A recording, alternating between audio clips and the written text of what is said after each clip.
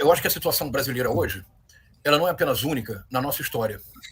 Ela é única no século XXI.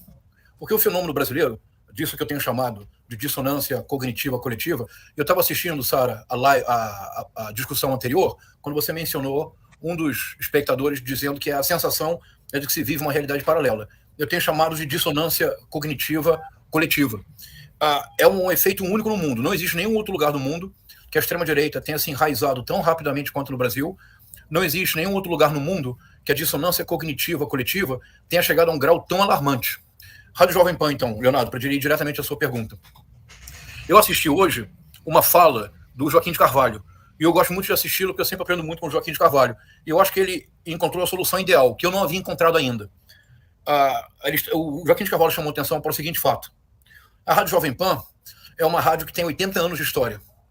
Em muitas áreas do rádio brasileiro, a Rádio Jovem Pan foi pioneira. Por exemplo, a inclusão de humor em cobertura esportiva, a criação de uma espécie de podcast. Muito antes do podcast existir, a Rádio Jovem Pan já tinha uma estrutura que recordava um pouco o que posteriormente se tornou o podcast. Então, a Rádio Jovem Pan tem 80 anos.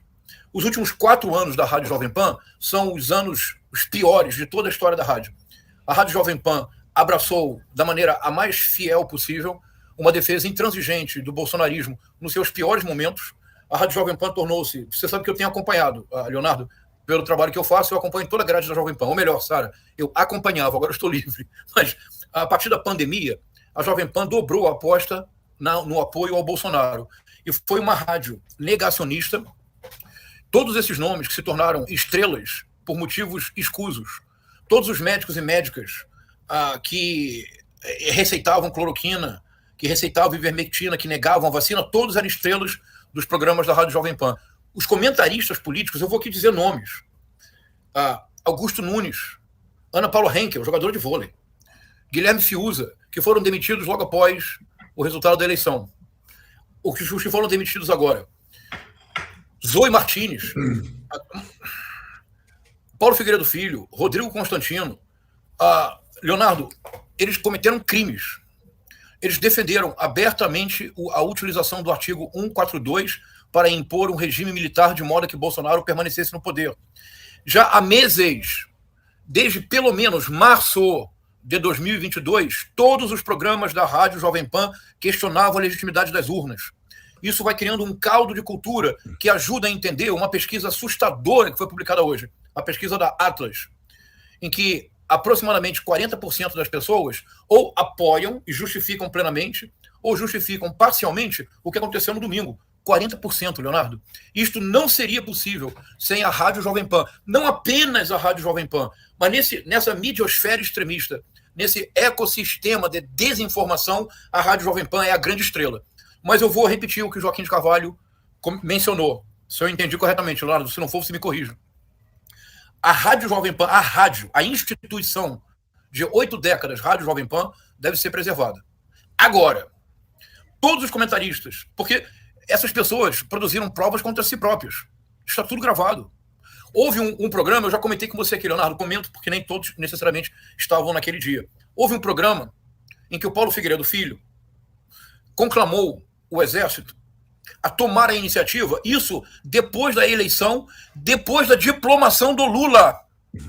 Ele conclamou os generais do Exército a agirem com a valentia e o desprendimento, entre mil aspas, dos generais de 64 e intervir para manter Bolsonaro no poder. E ele completou dizendo, se por acaso, para isto, se houver reação e houver guerra civil, que haja guerra civil, porque não somos frouxos.